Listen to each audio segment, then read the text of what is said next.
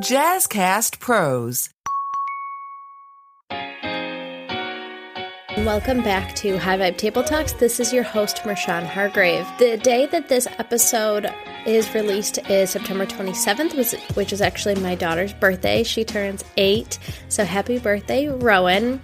We're going to be off doing birthday things and celebrating, so I'm releasing an episode that was previously released. It actually kickstarted my podcasting journey, and it was when I was a guest on Getting Real with Bossy. This is the last week of September, which means that quarter 4 is fast approaching. The High Vibe Masterminds have just opened as of yesterday, and I would love to have you at the table. In this episode, you'll hear when I was a guest on Getting Real with Bossy podcast, which is also on the JazzCast Pros network. And so you'll hear about the power of community and a bit more about me and my business.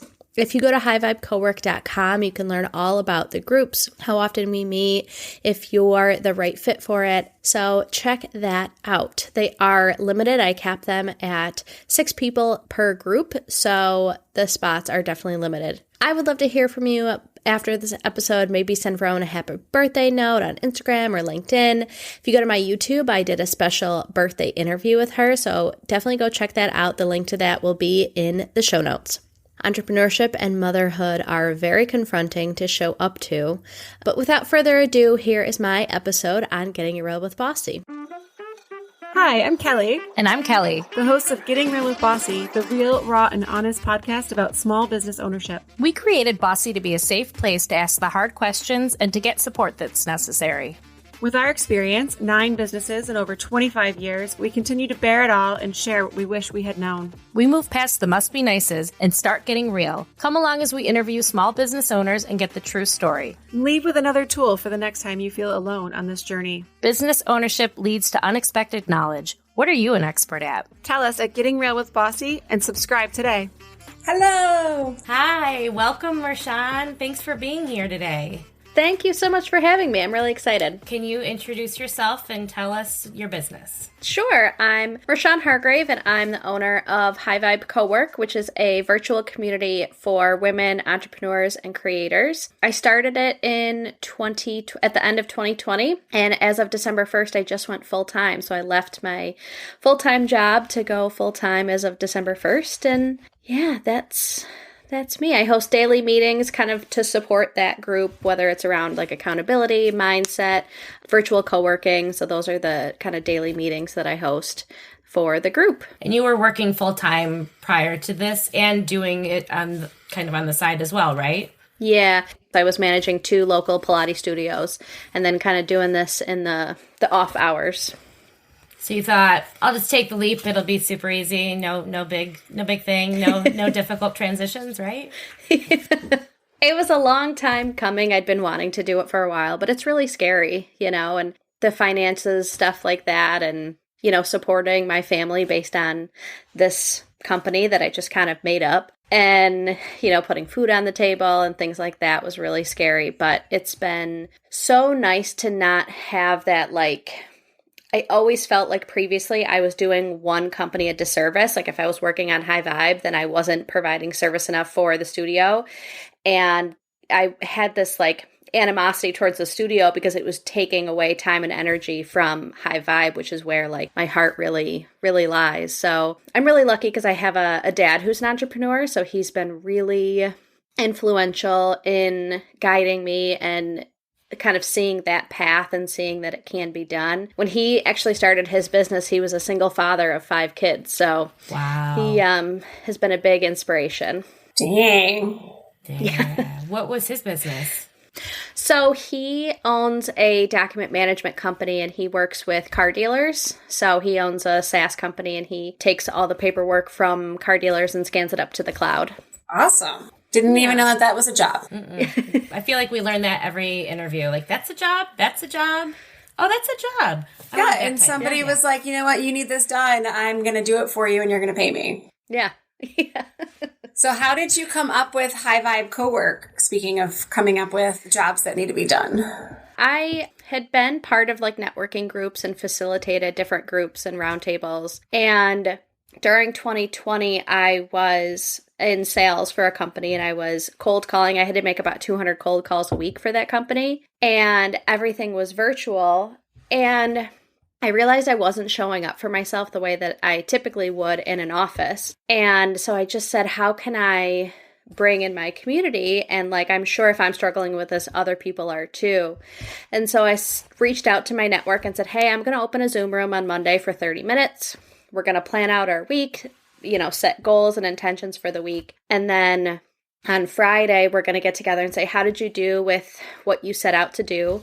Let's celebrate a win, and what's a lesson you took from the week, and then how are you going to practice rest and gratitude over the weekend to get ready for next week. And I did that, just kind of ran it as a beta the last 10 weeks of 2020 leading up to Christmas. And it was just really impactful, and it was really cool to kind of see, what opening a Zoom room can be to the community. And so I just kind of have grown it from there. That's so interesting, because when I was going through your website and what I know from you, having met with you before, I kind of just thought this is, everything's virtual because we have to be. And but this was very intentional. You wanted to do something that was virtual. You didn't need a brick and mortar to do what you wanted to do, like a typical co-work space or something like that. Yeah, when I was I actually have a notebook that I was looking back through before I did the Bossy in October, that event. And in 2019, I was journaling about having a brick and mortar space and just being surrounded by other, women who are just going after what they want and creative. And COVID, the silver lining is that it has opened up what this could be to so many more people. Like, my current cohort has people from Toronto and Philly and Baltimore and Florida and Texas. And so these people would never have been able to meet if it weren't for the virtual opportunity of it. Is that how you have it set up now? Like a Monday, Friday? Yeah, Monday, Friday are the bookends of it. And then Tuesday and Thursday is virtual co-working. So again, open a Zoom room, and then you kind of have your things that you want to get done. And so I just put on some music. My current favorite playlist for it is medieval lo-fi beats, if anyone's looking for a new playlist. Medieval lo-fi beats. Yeah. Can we hey, Jazzy, can you plug in a medieval lo-fi beat here? I don't know what that is. I've never even heard of it. Because it's nice. A lot of times, people are doing creative work, whether it's their newsletter or website copy or things like that. So I was trying to find something that didn't have lyrics, but still kind of kept you in that creative space, and found that, and it's worked. And then Wednesday, I do Millionaire Morning Mindset Call. So Mondays and Fridays are very tactical. How are you going to move the needle forward? Then the Wednesdays kind of take, from the 20,000 foot level, what blocks are coming up. Sometimes I do journal prompts. Sometimes we just talk through what's going well. Sometimes I do money stuff, because I think as women entrepreneurs, money can be something that's weird to talk about. It's one of those things that what I have found, people think that everybody else has it figured out and they're the only ones who don't. And when you talk about it, you're like, nobody has it figured out. Everyone struggles with it. And I don't even think that's just on women. I think it's everybody. You have to have this false forward of, I have my shit together because I'm a business owner. And it's even when employees come in and they ask you the random question and you have to answer, and it's I'm going to answer it, but that's not in a book somewhere. I just made that up. Right. And I know 90% of it's true. The other 10% is likely true. And I may decide that was the wrong answer and change my mind. But you just have to have this false, I have the answers. I know the answer, and, I have the money, and we're going to pay our bills. And they see that they got their paycheck every week, or they see that you're still open. So people just assume you have it figured out, when really in the back end, you're scrounging pennies and taking out credit cards. And so I totally understand that. Yeah. Yeah, so that's kind of the structure of the week. I run it in 10-week cohorts. So everyone who joins, they start week 1 together and they end week 10 together. And it's very niche agnostic, which is really cool, because whether you're running a restaurant or selling dog treats or a coach, the journey of building a business is so similar. We all go through such similar struggles, and we all question ourselves and doubt and fail. No matter what you're kind of serving the world with, you go through that journey very similarly. Yeah, that's something we've always found in Bossy, that doesn't matter with business, we all have the same struggles. Yeah. If you've been thinking about starting a podcast and you want to include interviews with people across town, Riverside.fm offers unbelievable high-quality recordings regardless of your or your guest internet quality. And it also gives you separate audio and video tracks for each person speaking. And unlike Zoom, you don't have to install anything on your computer, and your guests don't either. Head over to Riverside.fm and use promo code JazzCast to get 60 free minutes of recording and 15% off a membership plan. Yeah. I am going to apologize if my cat shows up on the mic, but I can't keep the door shut, apparently. No, I love it.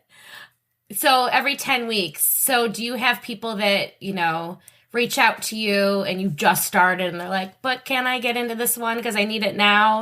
Do you let that happen, or do you say, you got to wait? And is that a struggle and difficult choice to make? Yeah, because I cap it at 6 people. So if it is at 6 people, it's at 6 people. I found that that's kind of the magic number. With 30-minute calls on Mondays and Fridays, everyone gets a chance to speak and really get into what they're doing. So that's actually why I started my online platform. If anyone's heard of Mighty Networks, it's my online platform where I host so people who can't get into a cohort but still want to engage with the community, or maybe even see what the community is about. Is it going to be valuable for me to spend that amount of time together? And so it's just a digital platform to host conversations and different topics. And I have a couple courses on there, things like that, so people can still engage with the community while they're waiting for the next cohort to open up. Is that done by like video or lives or like conversational text? Yeah, it's kind of all of those things. There's like monthly lives that you can have on there, but there's kind of written discussion. So I have 8 or 10 different topics that are pertinent to entrepreneurs. And so whatever you're kind of in the need for, whether it is inspiration or education or just connection or celebration, like look what I did. I think that's something a lot of people don't do, is that it feels weird to like, look what I did, look how great I am, but it's so inspiring and important to celebrate those things along the way. Yeah, we're not allowed to brag, because if we brag, we're bitches. Right. Marshawn, what's something extraordinary that you've done recently?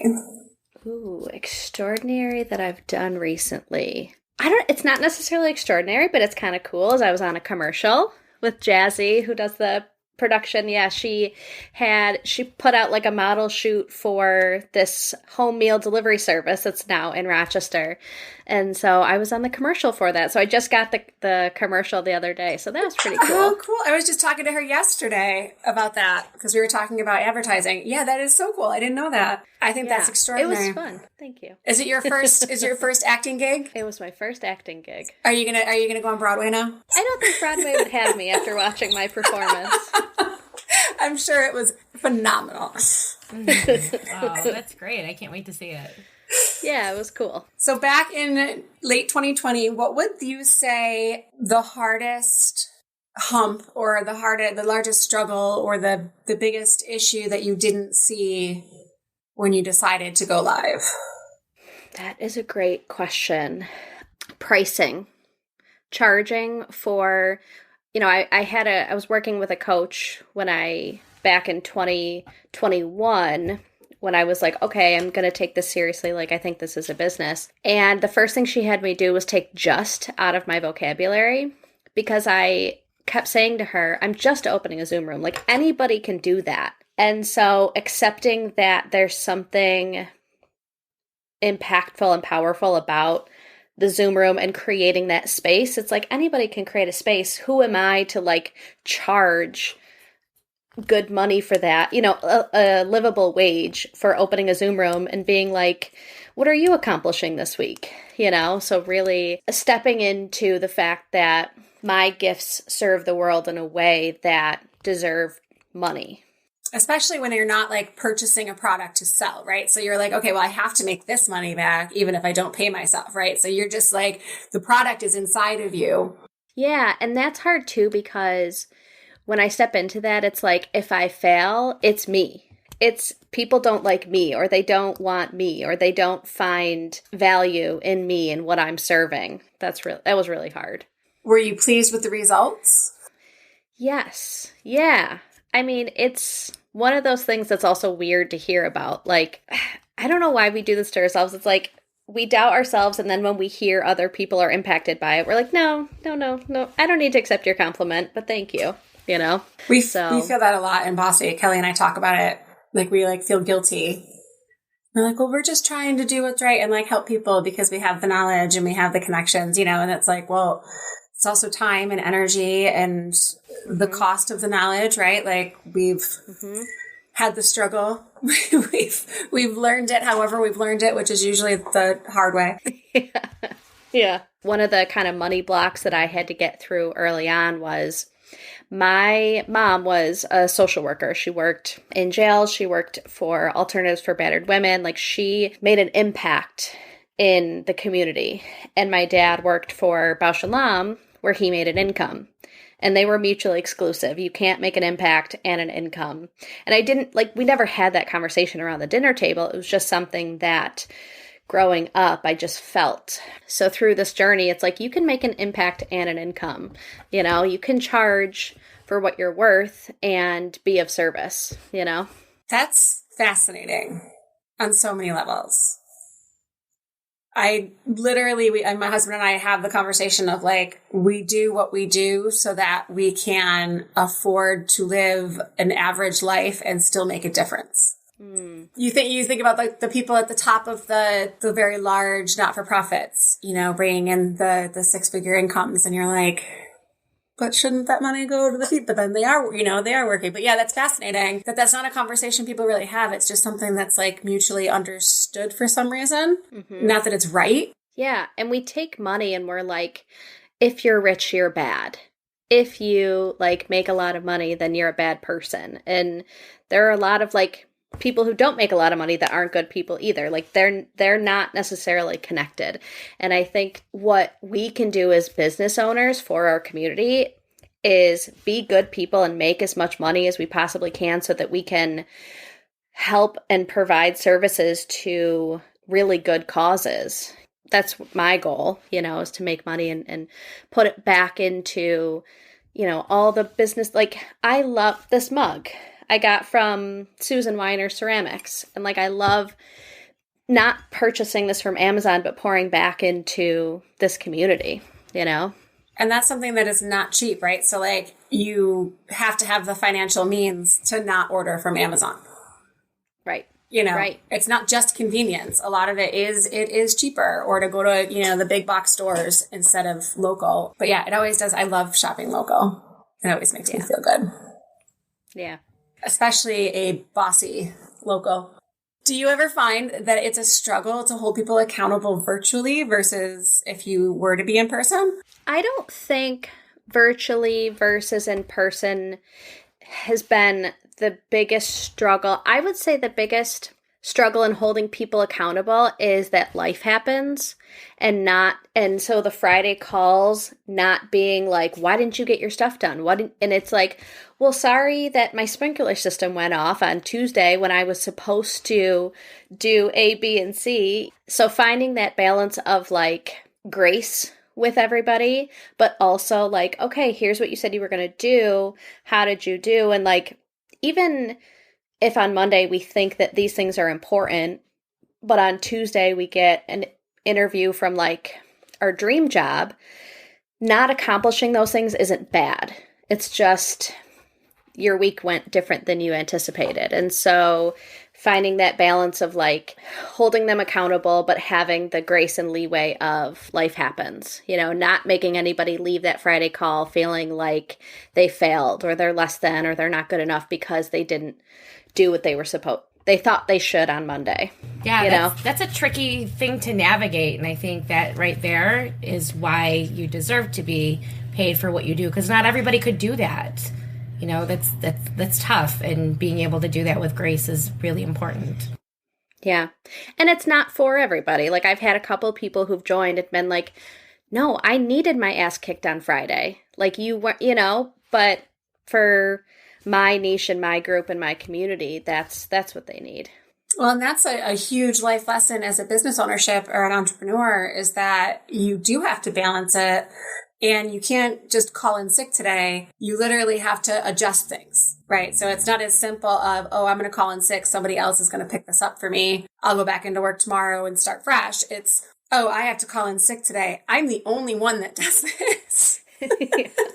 So where does it fit in my priority list? Can it wait? Does it have to get done at 10 p.m. because it just has to get done? Like sales tax, if I didn't get to it, it has to get done. But if it's a social media post or an advertising campaign that I didn't get live on time, it's going to hurt, but it can wait. And that's a huge lesson. I think it's important when you're like starting a business to think about the lifestyle you want to have around the business. Like I am really lucky because I get to get my daughter off the bus every day.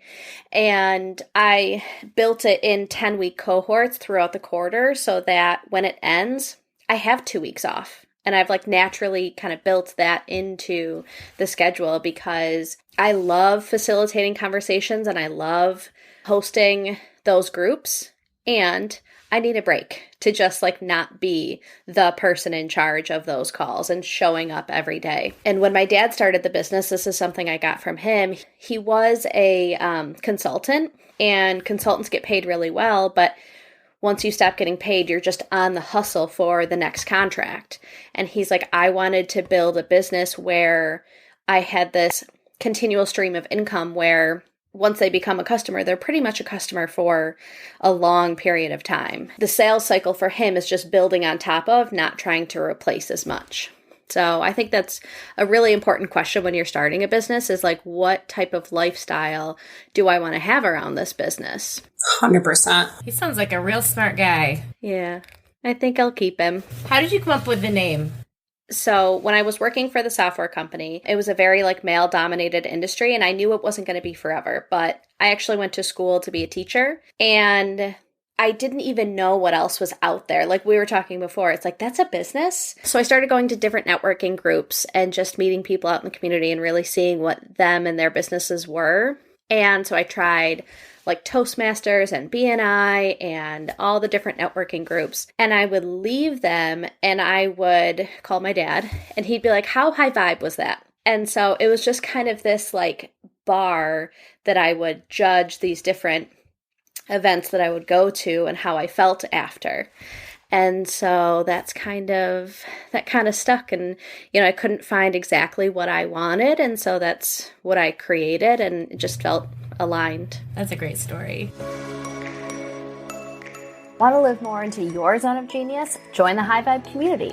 There truly is something for everybody with our daily calls and easy-to-use app. Community truly is the best way to grow in whatever way you're looking to do. Whether you need inspiration, education, connection, motivation, you're gonna find it there. You have a whole group of cheerleaders who are walking through the same season as you, and that makes a huge difference. They say at the gym the heaviest weight to lift is the front door, and the front door of your next adventure is in the links below. It's high time you activated your high vibes. Are there other companies out there doing the same kind of thing you're doing? There are virtual co-working spaces, especially post-pandemic, and there's physical co-working spaces. I think the cohort aspect of it is unique. It's not this open enrollment where you kind of come, but you're with a group that you kind of move it through. I have also found that a lot of people who create physical co-working spaces don't like to host the meetings. They like to create the space and you kind of do what you need to do in the space, but they don't want to like facilitate conversations. They don't want to host the workshops. They're there to just create the space. And one of my gifts is like the facilitation of the conversation and pulling different ideas from, what people say and reflecting back to them. Here's what I heard. Here's, how you can grow into whatever's next for you. Can you talk to me and explain a little bit more about the Zoom room and what that looks like? Yeah, so I normally start them at like 10:30. We have like a 5-minute kind of grace period for people to come in and then I put a couple prompts in the chat. I've gone back and forth between like having a Canva up of like, here are prompts. But people like to see everybody's faces. It has really created this cool community where people share very intimate parts of what they're going through. Goal setting and building a business is very vulnerable. And so they've really connected. And so I like the chat because then everybody can have everybody's face on screen so you can really see them. So I put the questions in the chat, then I'll put on some music for people to kind of sit and think about it. And then I just popcorn style pick people. I take notes on Mondays of what they say they're going to do, because a lot of times on Fridays they're like, what did I say I was going to do? So I keep track, kind of give everybody 5-ish minutes and then on to the next person. And can they communicate directly with each other, or is that something they can do in private chats and stuff like that? Yeah, I keep the chat function open if they want to message people. I also have a WhatsApp, so they can message on there if they want to talk, privately, or just send something out to the group through that too. Right, because what you're offering is so unique, because there are people from all over the country, and other countries it sounds like, and that's so unique. In the beginning of the pandemic, Kelly and I are in the restaurant industry and we're part of the Restaurant Association, so we talk a lot with the people in our area.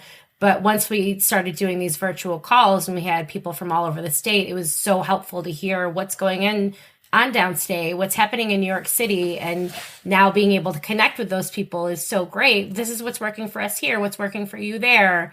This is your touristy time, ours is at a different time. How did that go? So being able to connect with people, even if it's not your industry, from around the world someday, I'm sure, as things are going for you, is so valuable. And one of the things I really like about the group aspect, it brings so many different life experiences and paradigms and filters in which to understand problems or struggles or ideas or creatives. To, like, if you have a problem, here's what I'm struggling with. You have so many different people to pick their brain about it, which is really, really cool, because there's so many things that even as a facilitator, I never would have thought of because, someone else just thinks so differently than me. And so it's this really collaborative sort of space to bring ideas, questions, thoughts to. Do you have women and men, or just women? Just women. Okay. Is that a conscious choice, or is that just the way it's kind of naturally working out? I naturally kind of stumbled into it. When I was selling, it was a very male-dominated industry, so I seeked out feminine energy type of spaces, and it just was so incredible and so collaborative that it organically fell into that, and I've just been intentional with it since then. But it's fascinating to me to sit in a room full of women in 2023. The amount of minds that it takes to get through life, and I feel like we're supposed to be in a group together. And I'm not discounting the male mindset and what they bring to the table, because it's necessary and important and I love it. But it's just that instinctual, I don't know, for as catty as women can be, when we get in a room together, the power that you can feel, it's it's supposed to be that way. We're supposed to be navigating the world and helping each other out. Yeah, and I always leave bossy meetings feeling like that. I feel so uplifted and inspired, and I can do effing anything I set my mind to. Absolutely can. We almost need them every day, because then you go to sleep and you wake up the next day and it's life again. And I'm where'd that? I wanna go challenge the world. I need my bossy vibe back. Yeah. Well, and we were doing that at the beginning of the pandemic. We were doing a Zoom. It was a Zoom room, I guess. We were doing that once a week, and then went to once a month, and it was so helpful. Need that connection. Yeah. Part of why I think it falls off is because it's not urgent. It's super important, but it's not urgent. And as, women entrepreneurs and women in life, there are so many things on our list that are important that it can easily fall to the side. And one time I was driving to a bossy meeting, and I was on the phone with my sister, and it just had been a long day. And I was I'm so exhausted. I don't feel like leaving the house. And she's like, how do you push yourself to go to this meeting when all you want to do is crash on your couch? And I was I remember how I felt when I left the last one, and I need to feel like that again. I just need that in my day right now. So we totally say that get all it. The time. we do. Because there's sometimes it's a lot. I can't do it. And then you do it and you're oh, I'm so happy I did it. Uh-huh. Yeah. Yep. Well, thank you for that validation. So what did Marshawn want to be when you were 10? I wanted to, it's funny that you asked that because I was just going through a book with my daughter the other night. I bought her the same one and I wrote in it when I was 9 and I bought her the same one. And so she's going to like write down her answers. But I always wanted to be a veterinarian. Like I always loved animals. I loved being around animals and I wanted to help them. And then I realized that you had to put animals down. And I was like, or like see them sick and hurt. And I was like, never mind. How many animals do you have now? We don't have any at the moment. We had to put actually both of our dogs down in 2022. So it was a rough year. Yeah. Sorry for That's that. so sad. Thank you. Yeah. And you wanted to be a teacher, or you went to school to be a teacher?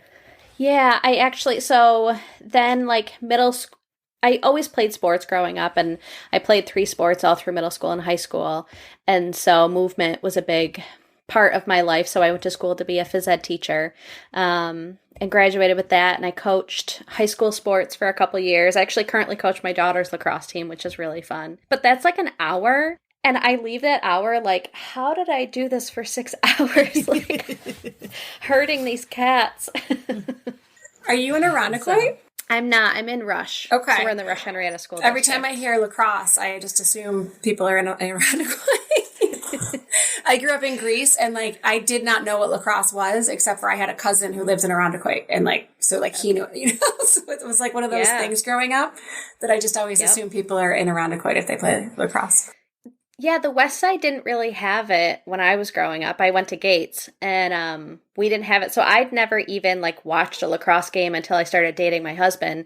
He played lacrosse at Geneseo, and so you know he's been coaching at Rush Henrietta for forever. And so my daughter's gotten into it, and you know it's fun. It's really fun. Well, and coaching and education. I mean that leads right into what you're doing today. So good picks there. Yeah. It feels like this really interesting culmination of my background and education, you know, and thinking about my path. And when I left teaching, I felt like, wow, I was so passionate about this. I put so much time and energy in getting my degree and applying for jobs and long-term subbing and all those things. And so it kind of felt like this failure that I wasn't finishing that path. And then gaining all this experience in small business. When I started with the software company, they had just signed their first customer outside of New York State. And then in the decade that I was with them, they were then had customers in 26 states. So that growth, I was able to learn so much about so many different things that you know, if you're in, you know, a bigger company, you kind of have your silo, but I was kind of a jack of all trades there.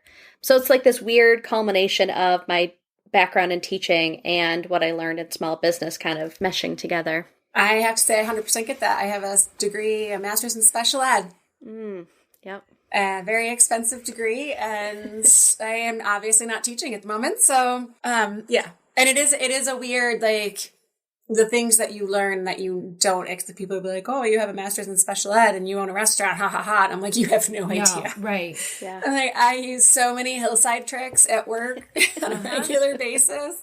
So here's you today. You've told us about your business, how you've gotten to where you are. It sounds absolutely amazing.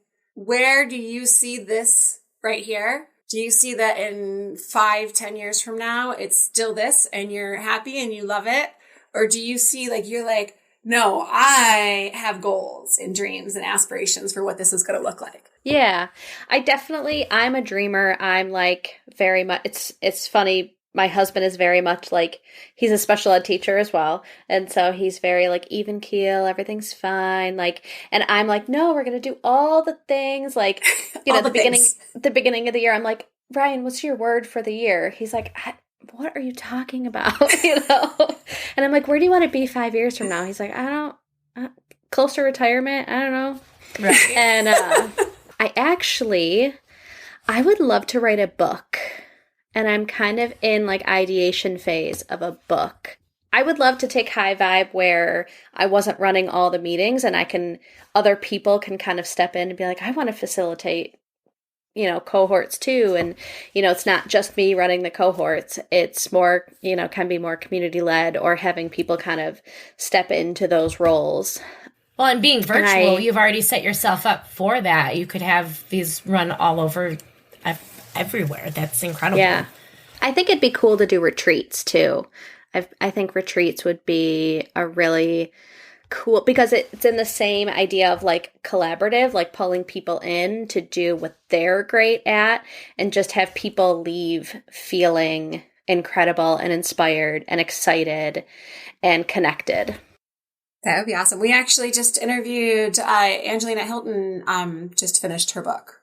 Oh, really? She just wrote a book, yeah. So you should reach out. And she worked with a local woman. Ebony Nicole Smith. I was just editing her doing her transcription. So. Oh, were you? Yep. Ebony. Yeah, Nicole I didn't know Smith. she had a business name, but yeah, she worked with her, and it's very similar. It sounds like to what you're doing for your business, in the fact that she has check-ins and you're expected to write for like a certain amount of time, and then you have to check back. So it's like a constant like accountability. Yeah. There's a person there. But yeah, so she just finished her book. So Cool. I'm excited to see what happens with that. Yeah, that's awesome. How do you market your business? Is that a tough thing to do? Because it's not a brick and mortar. It's not something you're marketing to everyone in the world. So it's not like, it must be tough. It is. I'm still stepping into what, like I said, I left my full-time job December 1st. And so I thought like December 1st, and then I was just going to jump all in and I was going to do all the things and it was going to be great. And, when you have a full-time job, you're like, okay, you go into work and you have these directives and you know what you're supposed to do. And working at High Vibe in the couple hours outside of that was like, okay, I'm just going to do like the fun stuff. Like I'm going to write a Instagram post and I'm going to work on my Canva and I'm going to send a couple LinkedIn messages. And now it's like, you have to wear all the hats every day. And how are you actually moving the needle forward? Not like, this would be fun to do. It's like, no, you have to, you have to know your marketing numbers and you have to know, what your sales funnel really looks like and pour into it every day. One of the things that's interesting is I think that my group is most impactful for people who they know what they want to do, but they just don't quite know how to grow it. And that can be so many people, but they don't necessarily like all live in the same place, if that makes sense. So because it's niche agnostic, it's not like I'm going after just people who are hairstylists for, curly hair. Like it's like anyone who feels called to start a business, but wants to be surrounded by other people doing the same thing. It's like, could be so many people. So I actually worked with, you both know Chelsea from the Hive cowork. Her and I sat down a couple weeks ago and just kind of like brainstormed sales and marketing process. And that was really, really helpful because it's hard to like create the sales and marketing funnel and execute. Like those are two different hats and two different energies and two different mindsets and spaces to be in.